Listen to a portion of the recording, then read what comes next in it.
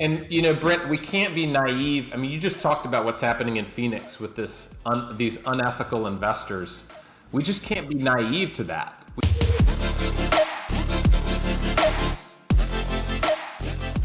Imagine receiving 30 deals, getting 30 extra deals a year that don't cost you any more in marketing. These are deals that are just put on a silver platter for you and served right up. And what I'm talking about, of course, is referrals. Referrals from real estate agents, something that we've heard a lot about in our industry, and we've talked a lot about it on the podcast and on the YouTube channel.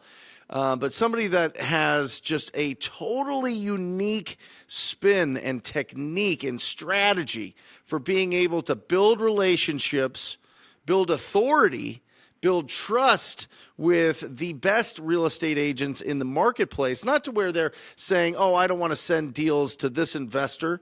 No, they are excited to send these deals because of all the value that they have received. And he's going to break it all down on this podcast. It's going to be absolutely incredible. He spoke at the 2023 Wholesaling Inc. Summit, and everybody was super excited after the speech that he gave. It is my pleasure to bring on to the Wholesaling Inc. podcast from Augusta, Georgia, Paul Myers. Paul, how are you? Brent, I'm doing great, man. I've really enjoyed getting to know you and your wife better. Through the summit, it was a lot of fun getting to spend time together backstage, talk families, have our wives get to meet. So just appreciate you, and thank you so much for inviting me on. Well, listen, you were a incredible addition to that live event, and now we get to continue it here on this conversation, which really, let's just get into the nitty gritty, Paul. I mean, you've got a totally different strategy here for building. You're not just calling up real estate agents out of the blue exclusively. Obviously, you have a team that builds those incredible relationships, but also you're getting in front of groups of real estate agents in their brokerages, and you're coaching and teaching them on all sorts of different parts of investing in real estate, whether that's raising funds, whether that is showing them how to evaluate deals so that they can find them themselves. I mean, you have, what'd you say, a dozen different presentations that you give to real estate brokerages? That's right. Yeah. I've given presentations on team building, culture, core values, and mission statement, how to fix and flip and underwrite your fix and flips profitably, how to underwrite your buy and hold deals. I've done presentations on raising private money, 9 different forms of debt I've used in real estate investing. Let me think of what else. Just all different types of things that would add value to real estate agents' life. Another one would be cold calling, asking for referrals, and how to take a lead from a cold lead to make it warm. And using scripts. So anything that I feel like would add value to a real estate agent's life, that's ultimately what I'm trying to do to build that initial relationship. And when did you start this? I started it 18 months ago. So I had a lot of inroads at some brokerages locally. So what I started doing was going into different brokerages and teaching about real estate investing. Then what I found out, Brent, which really frustrated me, was I had to rely upon the broker in charge to give me a hall pass so I could come in and do my presentations. Right. So then I created my own meetup, which I host on my terms, the day I want, the time I want. We do it once a month, and I work through this syllabus over a year's time so that agents that are, I call them investing agents. We call it the real estate agent, investing agent meetup. They can come, it doesn't matter what brokerage they're associated with. It doesn't matter whether their brokerage invites me in or not. I can have my own meetup where all agents can come to that, which is a lot of fun. It's allowed us to expand a lot more. How do you get a hold of these agents? How do they know about it? How do you get them excited to come to these events? And not only that, why aren't they doing the deals themselves? Why are they giving you 30 incredible opportunities to almost $700,000 worth of income last year? Yeah. Well, How did I find them is super easy. I mean, listen, all real estate agents are not secret agents. Their information is publicly available. So go to their website, go to their personal website, go to their brokerage's website, go to usamls.net, go to the MLS if you're an agent and you have access, and you can find an agent's cell phone and email. It's that easy. Once you found that, then you can create within your CRM, add the contacts in, add their email addresses, and you can send them a monthly newsletter. That's what we do. And in that monthly newsletter, we announce our meetups, and when I'm speaking at brokerages, we talk about that. So that way we get the highest possible attendance. Go ahead. What are they? What's the biggest mystery for agents when they come into these meetup groups? You know what I mean? Is it understanding, is this a deal or not a deal? Is it trying to figure out how to find opportunities? Is it just trying to learn more creative techniques to be able to buy properties? Like, what is the overall, speak to everybody out there that's like, this sounds like a great idea, but I don't really know what I would teach an agent right away. Like, what are some of the top things that they're looking for at these meetups? Well, believe it or not, one of the things I've done is I've taken and this is something anyone can do. Take a book that's had a huge impact on your life, such as Patrick Lencioni's book, The Ideal Team Player. Okay? If you read that book and you write a book report on it, you can develop a 10 to 20 slide PowerPoint presentation, and you can give that to real estate agents and tell them how they can build a team. Same thing with the book, The Millionaire Real Estate Agent. Same thing with the book Profit First by David Richter, Profit First for Real Estate Managers. If you read that book and develop content around it, you can give a presentation that would add value to a real estate agent's life. So that, or if you have experience as an investor, talk about your personal experience. The things I talk about are things that I've done, like how to underwrite a fix and flip. And then I have a bevy of resources that I give to attendees that come, so that at the end of the presentation, they get an automatic email with any Excel spreadsheet or any resource I mentioned attached to the email. That way they can then implement it on their own. So it's a really value add, and anyone can do this.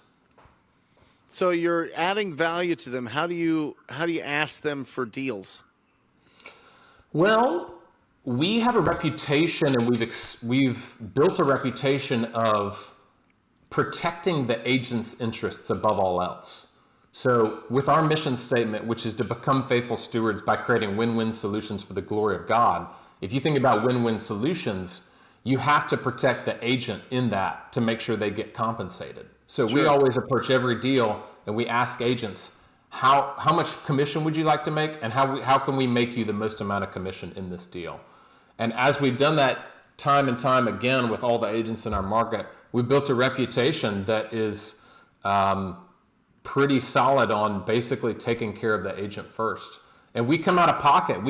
We'll do a double dip deal, which is a dual agency deal, where we'll pay both sides of the commission instead of the seller when we're buying. We've had a lot of agents that have brought us deals where the seller is in a difficult financial situation and the agent doesn't want to charge them a commission, so they're willing to do it for free, but then we pay that agent 3% out of our pocket, even though we don't have to. Even though they said they don't want to make anything on the deal, we do it out of our wanting to protect them. So we've built a reputation, and then we tell that reputation in our newsletter. So our newsletter becomes the venue by which we tell the stories of the deals we're doing with agents and how the agents won and made more commission out of it. How often does that newsletter go out? We just send it once a month. I kind of lock myself in an office and I spend 2 hours writing the content for it, which is the most important part of the content is the deal stories. We call it the double dip deal of the month, and we tell that story and we just make sure it's very crisp and clean, and that way agents can read it and they can say, oh, I know that agent. I've done deals with that agent. Paul did a deal with them, and then they can figure out the rest from there. The other thing that you do that I think is just outstanding is you have 463 Google reviews. Yeah. This is incredible. And by the way, listen, if you're listening to this podcast or watching it on the YouTube channel, Brent Daniels YouTube channel, and you're like, you know what, I don't want to work with agents. I just tell you, they're great. Paul's great. He sounds like he knows what he's doing, but I'm not going to do a meetup group with agents. One, you'll probably come back to this episode and go, okay, it's time to implement that, because it becomes a really strong strategy, especially when you're in a position like you are, Paul, where this is that's your role in the business, is expanding the relationships. You're not working the day-to-day, like going on the appointments necessarily. You have incredible acquisition managers and sales team to do that. So you're going out there and really just spreading your reputation and your brand to everybody in real estate. But this part here, this is a no-brainer for everybody listening. I mean, I think what you're about to tell everybody right here is going to make people an absolute fortune, because more and more people, and this is something that I've been seeing in my own business, Paul, more and more people are going to Google, putting in my company name to try to get some third-party reviews. And you are at 463 Google reviews. And listen, Augusta, Georgia is not this gigantic metropolis. You know what I'm saying? 400,000 people. Right. So for every 1,000 people, every 800 people, you have a Google review. So how does that happen? Well, you have to be consistent. It's got to become a priority. And I've had a lot of help from some of my team members, Austin and Chris, at making sure that we're consistently asking people. But I think a lot of people get tied up in, I can only get a Google review from a seller that I bought a home from, or I can only get a Google review from a cash buyer that I sold a home to. No, absolutely not. If you've served someone, or you've established yourself as a credible, believable person, and you've built a relationship with a vendor or with a real estate agent or anyone, a mortgage lender, insurance agent, a real estate closing attorney, if you've performed on something that you've done, then just go ahead and reach out and ask. And I try and make it as simple as possible. I literally send it. I used to ask over email, and it just fell through the cracks, Brent. Yep. And what I started doing was texting directly to someone's cell phone and saying, hey, this is the script right here. I'll give it to you.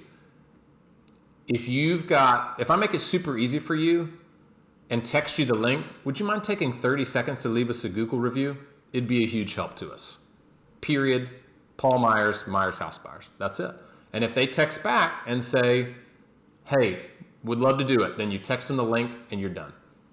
Guys, look in the show notes for that. We will make sure that you have that script so that you can start implementing it into your business.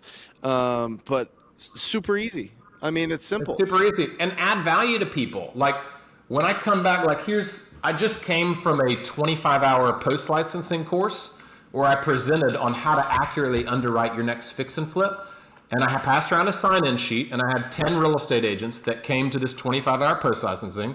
I'm going to go into my CRM, I'm going to pull their cell phone, and I'm just going to send them a text. And I'm going to say, hey, thank you for letting me buy you lunch today. I really enjoyed presenting. I hope that you found value in the presentation. And hey, if you don't mind, if I made it easy for you and texted you the link, would you mind leaving us a Google review? And most people are going to say, sure, thanks for lunch. Thanks for coming to present to us. So I always try and, you don't have to do it once you've added value, but I try and do it once I've added a little bit of value, and then you make a very small ask. It's 30 seconds. Well, it makes it so much easier if you've already provided value. I mean, it's not like you're only providing value to get a Google review, but it's one of those things that, hey, listen, if you thought that it was valuable and you don't mind taking 30 seconds, that would be huge for me and my business and my family and my everybody in my business's family.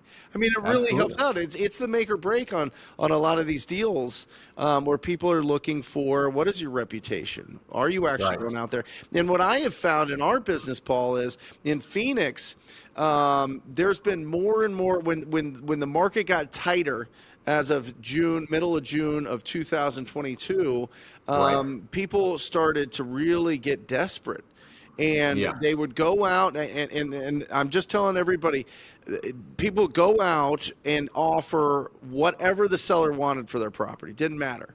if they could close it or if they didn't close it or whatever else, they would put it under contract. They'd slap a memorandum on that contract with no interest in buying that property at that price at all. They knew that they can't. They were they locked it up as high as they possibly could, as high as the property owner wanted. They put a memorandum on it, and then they disappear.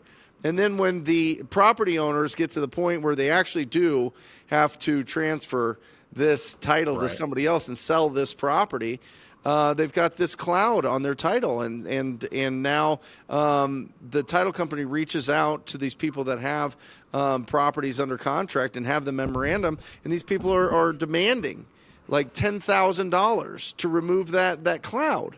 I mean, it's awful. And so when we're going on appointments now, Paul, we go, listen, look at our Better Business Bureau score. Look at all of our Google reviews. Like, we actually do this business. Do the other offers or all the other offers that you're receiving right now, do they have are they registered with the Better Business Bureau? Do they have Google reviews? Can they send you some testimonials of people that they've done business with in the past? And if they haven't, then you can assume that they might be one of these companies that are doing this. And we educate people on this because people don't know. And it's so powerful because people understand, okay, listen, I want to get this done. I want it to be smooth, and I want to go with somebody that has a good reputation. And that's what the Google reviews really do. So we would use what you're talking about in a sales appointment as well. What we also do is we set the table for the sales appointment with our credibility packet, which this is a deal I stole from Todd Toback.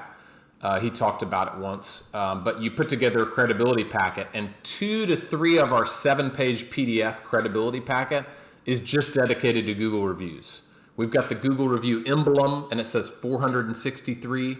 We've got a page that has like 5 or 6 of our Google reviews written out with the 5-star underneath it with the name and the picture of the person that left the Google review. So you send that ahead of time before the appointment, and it just kind of sets the table. And the way we get permission to send it after we get their email, we just say, hey, I know as you're thinking about who you might want to sell your home to, you probably feel a burden of having to do some research to figure out if the company you choose, the real estate investment firm, is a credible company. Well, just want to let you know, we've already kind of done that research for you. So if you'd like me to, I can just email you this packet that's already all the information you would need about us, like our Google My Business profile and our Google reviews and our certificate of organization in Georgia and South Carolina, and a letter of recommendation from our real estate attorney, who we've closed over 100 deals with. If you want to just look at this, you can look at it in under 5 minutes. It's 7 pages. Scan through it. It'd be a great way to spend time preparing for our meeting. That's incredible. And you just email it over to them?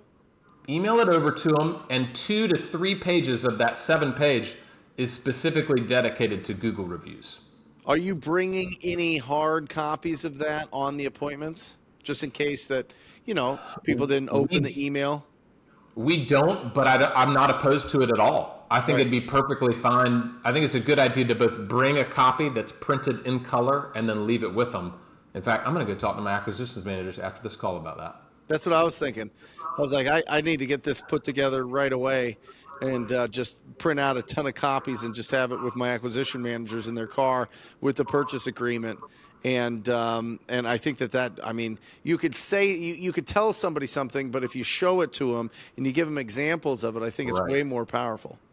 Way more powerful. Yeah. And, Brent, we can't be naive. I mean, you just talked about what's happening in Phoenix with these unethical investors. Yep. We just can't be naive to that. We can't be naive to what's going on in the market. So when you create a robust Google My Business profile with 463 Google reviews, what you're doing there is you're saying, hey, we have credibility. We've spent time on this, and don't take our word for it. Take these other 463 people's word for it. Yeah. I heard this saying, and I don't remember where I heard it from, but in markets like this, the best get better.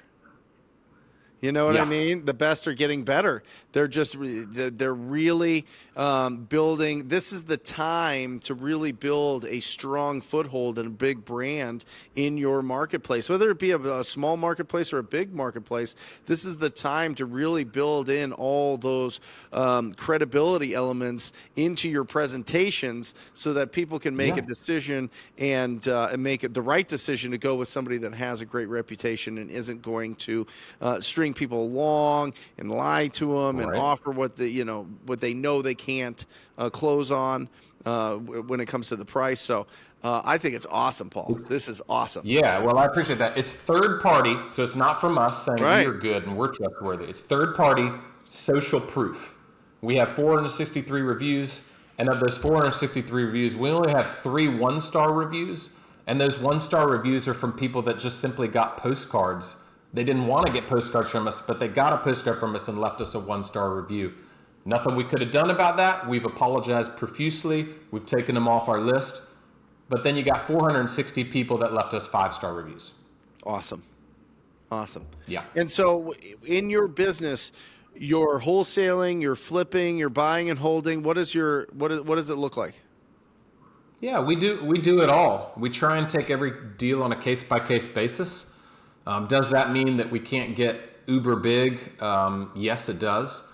But we feel like as faithful stewards that we're trying to become, there's an opportunity to take a deal-by-deal basis. And if we can buy and hold, really, wholesaling would be at the bottom. Buy and hold is at the top because that's where you can build wealth. And fixing and flipping is second because that's where you can build the most amount of cash for a lead. So if we want to buy and hold it, or a teammate wants to buy and hold it, we try and do that first and foremost. If we can't do that, maybe it's not in the geographic area, maybe it's above an ARV of 250, maybe the rent numbers don't work for the total project cost, which would be purchase price plus reno, then it falls down into the fix and flip bucket. Fix and flip, we're always going to try and make 15 to 20% of the ARV. If the ARV is under 300K, then we expect to make 20% as a net profit after everything. If the ARV is over 300, which we have several, we've got one fix and flip we're selling on July 10th for 565 grand. We got another one in process that we're selling in September for between 750 and 800. So when we get an ARV above 300, in our particular market, again, remember we're in Augusta, Georgia, the MSA is about 400,000 people, then we always want to make 15% of the ARV. And if we can't make that, then we'll move on to the wholesaling exit strategy. How do you in your company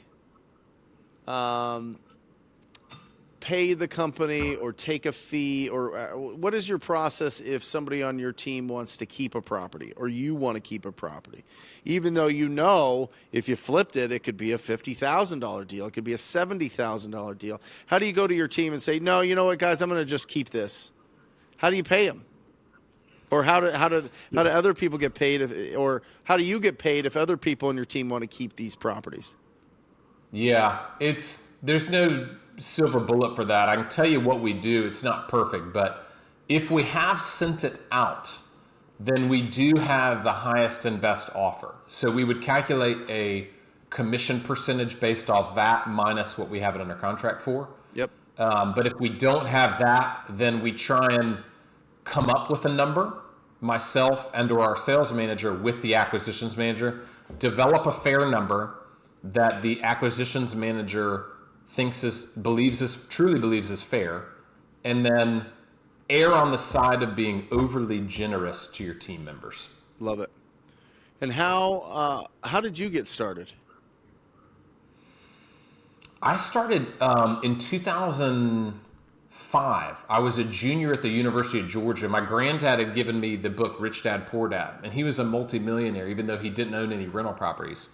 And I read that book and I was like, man, for me, I'm going real estate 100% for the rest of my life.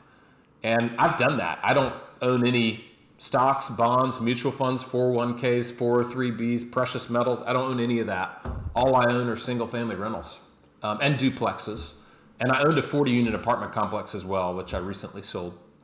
So I've kind of been all in on real estate for 18 years now. And I read 24 of Robert Kiyosaki's books when my junior and senior year of college. And I figured, man, this is just the way I'm going to go.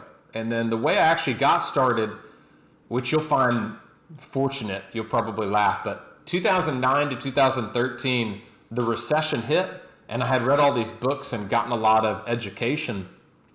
And I just started buying bank-owned foreclosures that were owned by the Veterans Administration. Yep. So we have a military base in Augusta called Fort Gordon, and military servicemen and women would buy a home, 0% down. They had no equity. They'd get transferred elsewhere. Then they would get foreclosed on because they had no equity. Then that property would, because the VA insured it, it would go from the bank that did the mortgage back to the VA. Mm-hmm. The VA would use a local REO agent to list the property.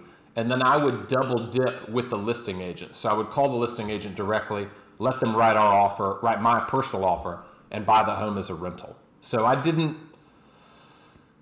raise private money. I didn't learn anything about wholesaling or any of that. All I did was buy and hold rentals for 13 years, from age 22 to 35. That's all I did over and over again till I basically became, by God's grace and God's generosity, a financially free multimillionaire. Yep. Well, it was a good time to buy. Yeah. I see all these. Yeah, I mean, I was buying. I see these memes that were like, yeah, I wish I would have bought after the economic disaster of 2009, but I was in 6th grade or something like that. You know what I mean? Like, it was really a really Right. solid time to buy a lot of rentals. And I know a lot of friends of mine have made their fortune during that time. And, just as a side note, guys, there's right times to buy. There's better times to buy than other times. And when you can have that opportunity, when there's a slowdown or when there's an economic period where, things just aren't shooting straight up, it's a great opportunity to have some dry powder and buy. What I mean is have some cash set aside to buy some great properties when everybody else is not buying. That's the old Earl Nightingale quote of like, when everybody's running one way, you should be running the other way. And and that's exactly what you did, Paul. A lot of people were losing properties at the time. A lot of people were not investing at the time, which gave you the opportunity to buy some really, really great properties over that 12-year stretch, which is just incredible. And then you built the business you have today, which is absolutely fantastic. And I think that there's been some good opportunities recently to get some really good deals.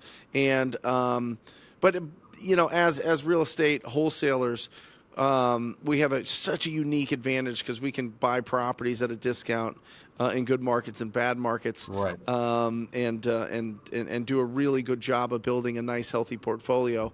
And you're a great example of that. So awesome! Congratulations. Yeah, God was, I mean, extremely generous and gracious to me that it just so happened that right when I finished my own, I called it self-directed learning, which is when I would get done with my classes at Georgia and I'd go back to my apartment, my off-campus apartment, and I would read Robert Kiyosaki books.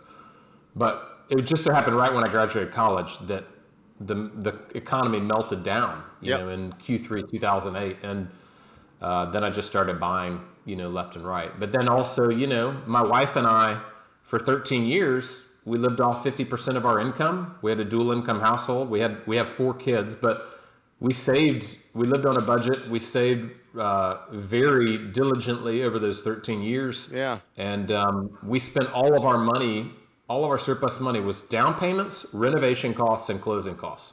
Every time we found a rental. So that's just what we did. Awesome. Paul, how can people get a hold of you? Yeah, feel free to give me a ring. If you've got a deal in Augusta that you would love partnership with in some way, we'd love to work with you. My personal cell phone is 706-294-7343. If you just want to text me and say you love this episode, fire away. But I got to tell you, I'm probably going to text you back and ask you for a Google review. That's it. That's awesome. Absolutely. So yeah, reach out to me. You can also get me via email. My email is paul@myershousebuyers.com. That's Myers, MYERS, house, not home, housebuyers.com. Paul@myershousebuyers.com. Guys, do not be shy. Reach out to Paul. He's absolutely incredible. I think you can get, I mean, this is just a 30-minute conversation, but you can really understand the heart that Paul has for our industry, the heart that he has for everybody. You know what I mean? Whether they're getting started in this business or whether they're experienced, reach out to him. The number, and you're brave to give out your personal cell phone number, and the email is going to be in the show notes. So guys, don't be shy. Reach out to Paul. He'd love to have a conversation with you and help you out any way that he can. And especially if you're nervous about speaking in front of real estate agents, if you're nervous about, you know, building those relationships and getting those referrals, it is a fact. If you get, and I've talked about it on this podcast several times, the goal should be minimum to have 30 people 30 people a year send you at least one deal, refer you at least one opportunity every single year. If you have 30 people send you just one opportunity a year, I mean, you are set for life. You're going to have unbelievable addition to whatever other efforts that you're putting out there, whether it be cold calling or mailing or a pay-per-click or bandit signs or whatever it is that you're doing for lead generation. When you get those referrals in and you earn those, we just did one, Paul, that I partnered up with somebody in the Rhino tribe, real estate agent. He found a phenomenal deal. We partnered up. We each made $70,000 on it. Each. I mean, absolutely incredible opportunity that came to us just from a relationship that we had.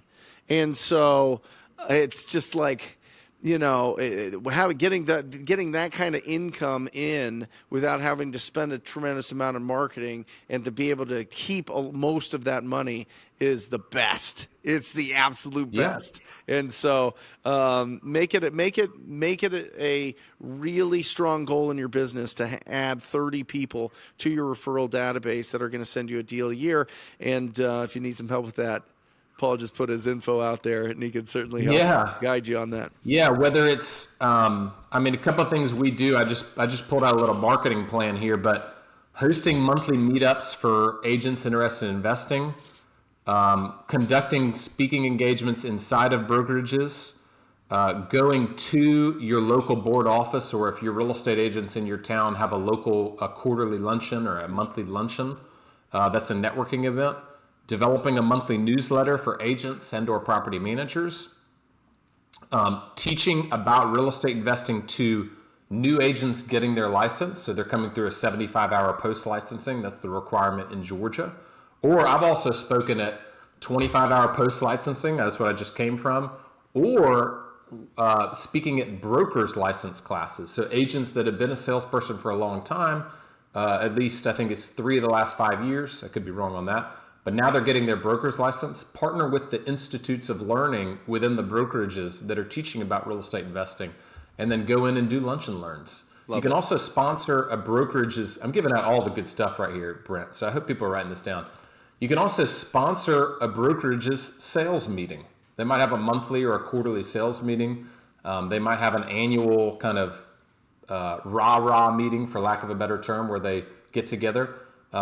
Sponsor that like a roofing company would, or like a home inspector would. Treat your real estate investment firm like a roof company or a home inspector. So that kind of gives you a bunch of different ideas for what we do here in our market. And if I can ever be a resource to you about how to build trusting relationships with agents that are win-win relationships, feel free to reach out on my cell phone. Reach out, guys. Paul, thank you so much for being out here. Thank you for being on here. Thanks for coming out here earlier this year for the summit. You just keep pouring into the community. We absolutely love you. Thank you for being on here. Absolutely. It's my pleasure, Brent. Let me know if I can ever help you in any way.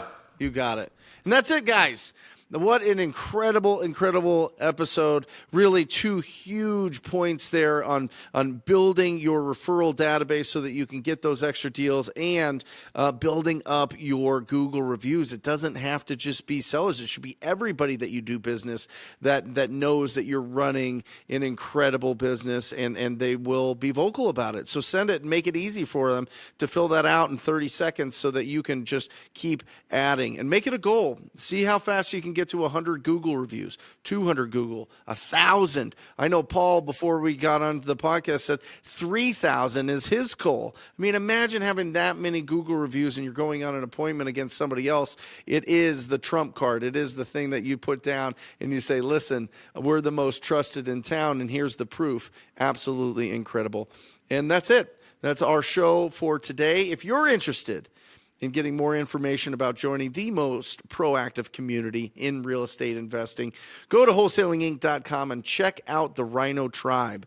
The best wholesalers around the country are part of this tribe. We do over 25 support calls every single week. We're talking training workshops. We're talking question and answers, support calls. We're talking live lead calls. Chad, my acquisition manager, spends 8 hours a week calling leads live and doing the lead follow-up and showing that whole lead follow-up process. And I don't know if you're like me, but I always learn a lot faster if I actually see somebody doing the work. And so absolutely incredible. If you're interested in learning more about that, go to wholesalinginc.com, apply for a call, and we look forward to working with you personally. And that's it.